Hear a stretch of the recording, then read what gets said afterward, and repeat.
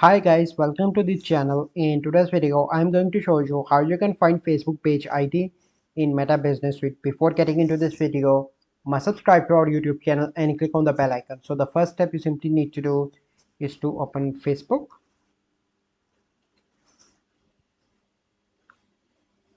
So once you open Facebook, you simply need to select your page and then you need to go into the Meta Business Suite. So once you are in Meta Business Suite, you simply need to go into the settings.